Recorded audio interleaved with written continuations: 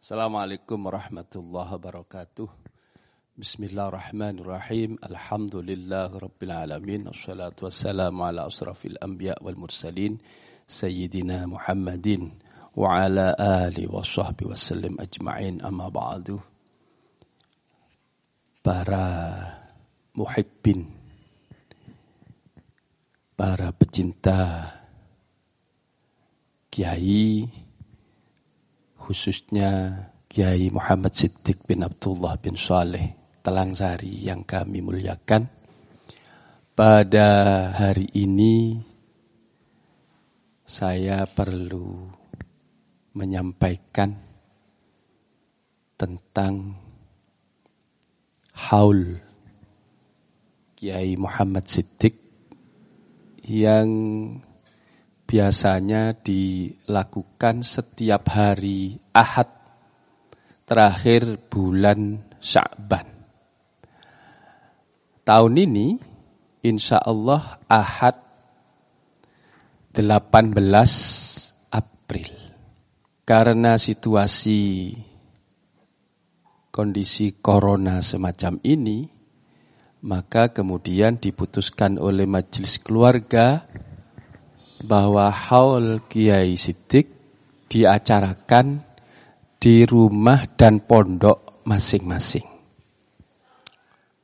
Dalam kesempatan ini, saya hanya ingin menyampaikan sekelumit kisah. Mungkin biasa disampaikan oleh paman-paman saya, yang sering adalah almarhum al-maghfurlah Kiai Hasan Abdillah bin Ahmad Kusyairi dari Glamor. Itu sering menyampaikan tentang manaqib almarhum Kiai Siddiq. Era sekarang para paman-paman ada tapi sudah older. Tinggal Gus Firjon yang masih sehat, mudah-mudahan beliau diberi panjang umur. Dan ada lagi Kiai Abdul Hadi di Pasuruan. Ada lagi walaupun bukan paman, minduan, tetapi beliau yang mulia Kiai Idris bin Hamid Pasuruan. Mungkin kalau andaikan ada haul sebagaimana biasa, beliaulah yang akan menyampaikan manaqib. Selain acara inti pembacaan Yasin dan tahlil. Kali ini saya hanya ingin menyampaikan kisah berdasarkan apa yang pernah saya tulis, yaitu buku biografi Mbah Siddiq yang saya tulis tahun 1997. Yang ini sudah tidak ada lagi, arsip saja. Insya Allah ini nanti akan juga saya terbitkan lagi, mudah-mudahan penerbit Kompas yang sudah setuju untuk menerbitkan, judulnya Tinta Emas Perjuangan Kiai Siddiq untuk Indonesia, Kisah Hidup Kiai wa Dzurriyyati. Insyaallah tahun 2021 semester awal. Saya nulis berdasarkan apa yang saya ketahui. Selain dari berbagai pidato dan lain sebagainya. Ada beberapa hal yang menarik. Menceritakan Kiai Siddiq itu pertama adalah tentang Kiai Siddiqnya.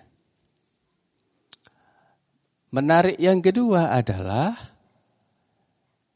putra dan menantu Kiai Siddiq, bahkan juga cucunya banyak tampil menjadi kiai dan tokoh penting di Indonesia, di NU, di daerah, menjadi kiai, menjadi nyai, menjadi dokter, menjadi perintis. Saya mulai dari Kiai Siddiq. Karena era ini adalah era komunikasi teknologi, era anak muda, saya mencoba menggunakan bahasa anak muda yang kira-kira bisa dijangkau sebagai pembelajaran. Pada sisi yang mungkin sebagai pelengkap dari kisah ini. Pertama adalah Kiai Siddiq itu ada 2 episode dalam kehidupan beliau. Episode yang pertama, episode ketika beliau ada di kota kecil Lasem, Rembang, Jawa Tengah. Lasem itu kota kecil, Kabupaten Rembang. Tapi dulu zaman Belanda, Lasem itu kota terkenal, bandar terkenal. Sekarang kota kecil. Episode yang kedua di Jember, merintis pesantren Talangsari. Dari 2 episode itu ada hal yang sama yang dilakukan oleh Kiai Siddiq. Apa itu? Pertama adalah merintis pondok pesantren sebagai wadah kaderisasi tokoh-tokoh berbasis santri. Ini yang menarik untuk saya sampaikan. Di Lasem merintis pondok pesantren Al-Fahriyah. Di Jember merintis pesantren dulu tidak ada namanya. Kemudian dikenal dengan Astra, As-Siddiqi Putra. Itu yang monumen karya beliau berupa pondok pesantren. Yang kedua, beliau juga profesional. Apa maksudnya profesional? Orang yang giat bekerja. Selain sebagai kiai, yang mengajar santri, pengajian, tapi juga giat bekerja sebagai pedagang. Yang saya sebut pedagang yang sukses, bekerja keras. Nah ini yang penting. Sekarang banyak kan pedagang, bisnismen. Mungkin istilah yang lebih keren bisnismen. Bisnismen yang sukses karena dengan bekerja keras. Bekerja kerasnya itu dengan satu nilai yang substansial dikedepankan. Jujur. Jadi apapun, bagaimanapun keturunan dan santrinya diharapkan menekankan tentang nilai kejujuran dalam kehidupannya. Entah jadi dokter yang jujur, entah jadi tokoh apa saja, tokoh yang jujur. Kemudian ini dijadikan konsep oleh Kiai Mahfud Siddiq, putranya yang menjadi ketua PBNU pada era pendudukan Jepang sebagai konsep mabadi khaira ummah, membentuk umat terbaik. Itu konsep dasarnya yang pertama adalah jujur. Kiai Siddiq sudah membuktikan kalau berdagang dengan jujur, maka dengan kerja keras, maka sukses. Apa buktinya sukses? Saya tidak menangi, tidak tahu. Tetapi saya menggunakan logika saja. Pertama adalah rumah. Jadi buktinya adalah rumah. Rumah beliau yang dibangun oleh beliau di Lasem, Saya membayangkan zaman Belanda ada seorang kiai pribumi membikin rumah besar. Rumahnya besar. Menunjukkan dia orang kaya. Itu satu. Jadi pilarnya, jendela, kayunya semua pakai kayu jati. Itu kalau tidak kaya kan tidak mungkin. Dan besar, luas. Yang kedua di Jember juga begitu. Di Jember juga rumahnya yang banyak orang tahu, yang masih saya waktu kecil ingat, itu di rumah yang saya ikut tinggal.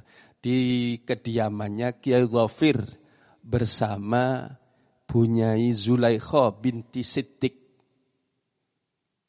Itu dulu dalamnya Kiai Siddiq bersama Nyai yang nomor 3. Kalau urutannya nomor 5, tetapi nomor 4, Nyai, saya sebut Nyai yang ketiga dalam pengertian memiliki keturunan. Sebab Kiai Siddiq itu yang memiliki keturunan Nyainya 3. Nyai Maimunah, Nyai Maryam, dan Nyai Mardiyah. Nah yang ketiga ini. Yang ketiga itu dalamnya di Al-Fattah itu, di Pondok Al-Fattah. Nah itu saya masih ingat, rumahnya luas, besar, dan ranjangnya masih ada sampai sekarang. Dari besi, kuningan. Kesimpulannya melihat dari sisi fisik itu, beliau adalah kaya. Kaya dari mana? Logika saya mengatakan bekerja. Bekerjanya sukses karena jujur dan kerja keras. Bukti lagi yang kedua adalah apa? Akikoh. Loh kenapa akikoh? Orang selalu melihat akikoh itu dari tinjauan selamatan, tinjauan religi agama. Tetapi ini saya kaitkan dengan suksesnya kiai berbisnis. Kenapa? Di mana-mana mulai dulu saya kecil sampai sekarang, akikoh yang saya ketahui itu dilakukan oleh kalau satu orang putra anaknya, maka 2 ekor kambing besar. Kalau putri 1 ekor kambing. Kan itu yang diketahui. Dalam catatan di buku yang baru ini dan di buku yang ini saya sebut lebih detail sebagai analisa bisnismen, kiai bisnismen yang sukses kalau bahasa sekarang. Ini yang menarik, tidak mungkin beliau itu tidak kaya. Coba bayangkan. Memang ketika di Lasem, putra pertama yang di catatan kami itu adalah Siti Masru'ah wafat kecil, perempuan. Kambing 1 ekor. Mungkin wajar. Putra kedua, Kiai Mansur. Itu kambing 2 ekor. Masih wajar. Tapi kemudian putra ketiga, Nyai Royhana. Nyai Royhana ini ibunya Kiai Hamid Pasuruan. Itu akikahnya 3 ekor kambing. Tidak lagi 1 kambing, 3 ekor kambing. Kemudian Kiai Ahmad Kusairi, urutan berikutnya. Kiai Ahmad Kusairi ini mertuanya Kiai Hamid Pasuruan, ayahnya Kiai Hasan Abdillah. Kiai Ahmad Kusairi ini alamah, alim, produktif ngarang kitab. Beliau diakikoi 4 ekor kambing. Mungkin kalau masih kambing-kambing begini masih ya. Ada catatan lagi, ini masih di Lasem. Berarti konsisten. Di Lasem begitu. Catatan kami yang saya kutip dari catatannya Nyai Zulaikha. Saya juga mendapatkan catatan dari Kiai Halim, almarhum Kiai Halim putranya. yang tentang akikoh ini. Hanya tinjauannya ini dari sudut ekonomi, bisnis. Biasanya akikoh kan dari tinjauan religi. Kiai Mahmud Siddiq itu 1 ekor sapi dan 1 ekor kambing. Jadi urutannya semakin deret hitung ya. Deret hitung, semakin banyak anaknya, justru putranya semakin dimuliakan dengan akikoh.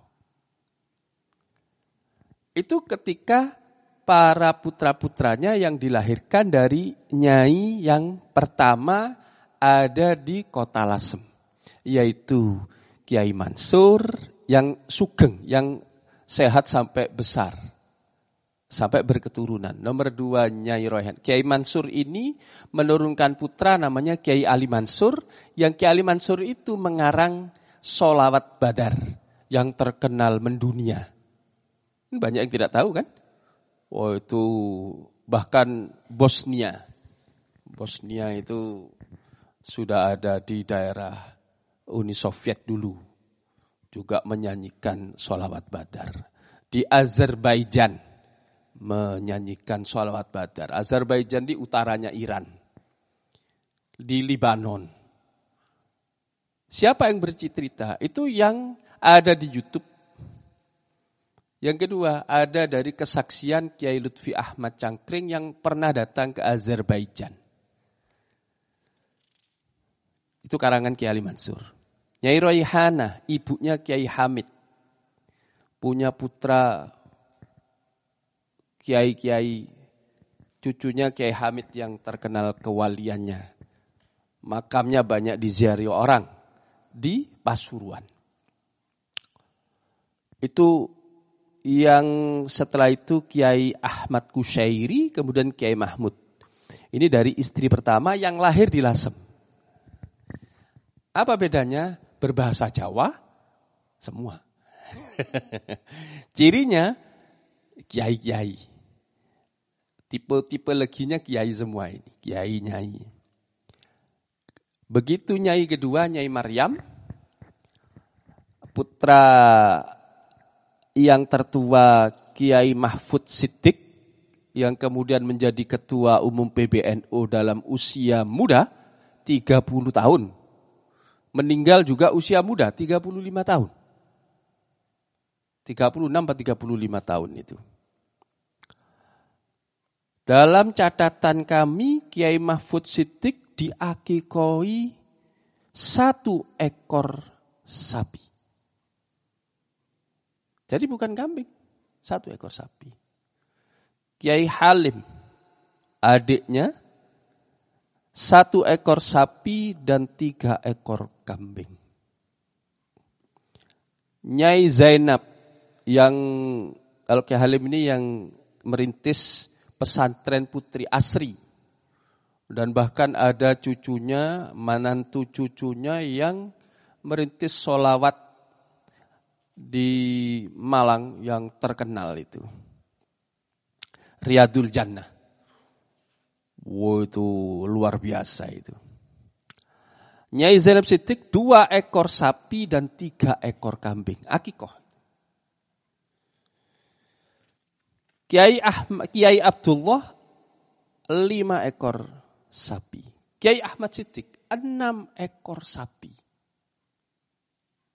Apakah kemudian dari itu kemudian muncul tokoh? Mari kita coba.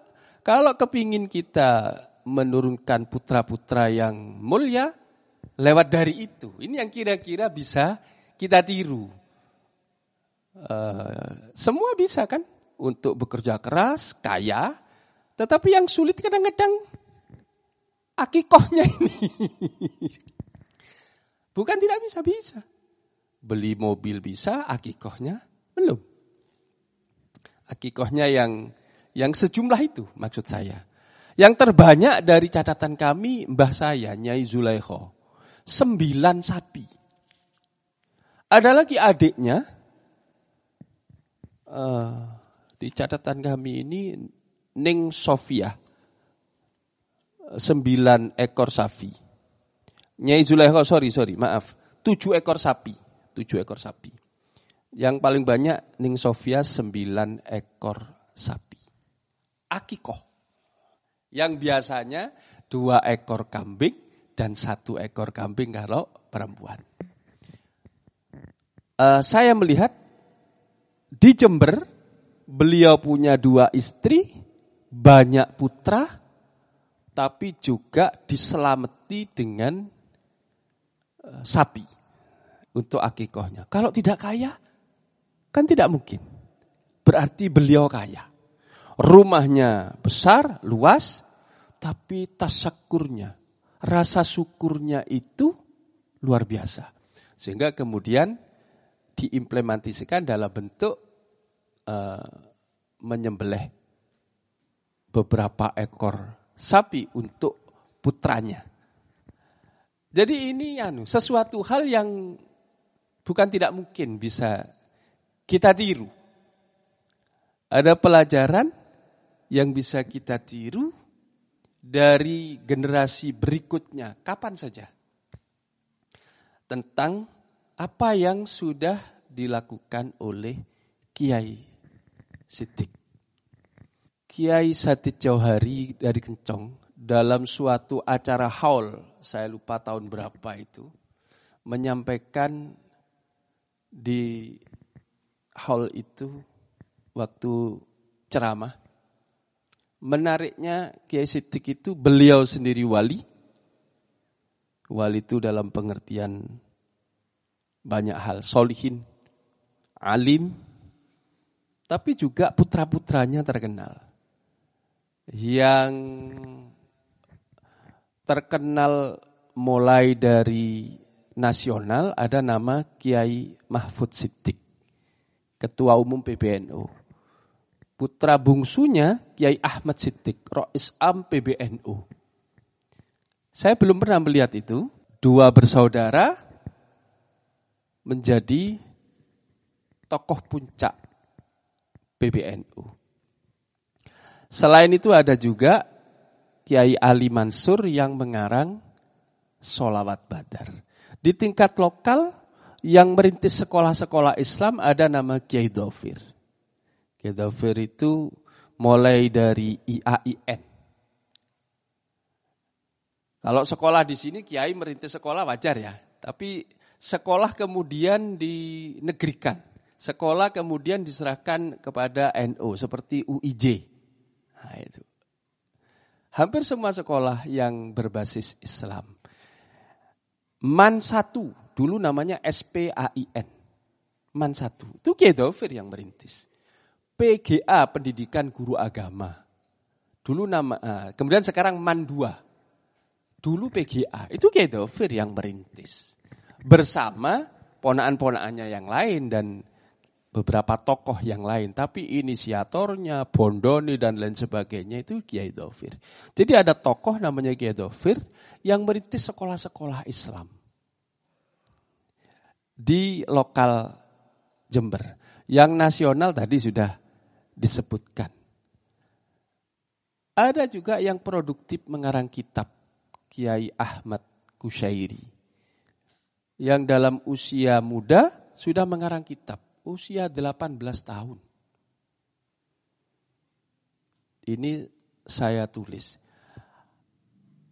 Bukan kita terpesona hanya dengan kemuliaannya. Tapi resepnya apa? Nah, itu yang perlu kita cari. Tadi yang salah satu hal yang bisa kita tiru adalah memuliakan putra-putranya dengan cara mengakikoi dengan lebih banyak. Dengan lebih banyak. Ini hal yang menarik, mungkin menjadi inspirasi yang baik bagi generasi mendatang. Mudah-mudahan ini menjadi pelajaran bagi generasi mendatang mencari tinta emas perjuangan Kiai Siddiq dan kiai-kiai di Talangsari untuk kemuliaan generasi NU, generasi Islam, dan generasi Indonesia mendatang. Saya kira hanya itu yang bisa kami sampaikan. Mudah-mudahan bermanfaat, barokah. Kurang lebihnya mohon maaf. Wallahul muwafiq ila aqwamit thariq. Assalamualaikum warahmatullahi wabarakatuh.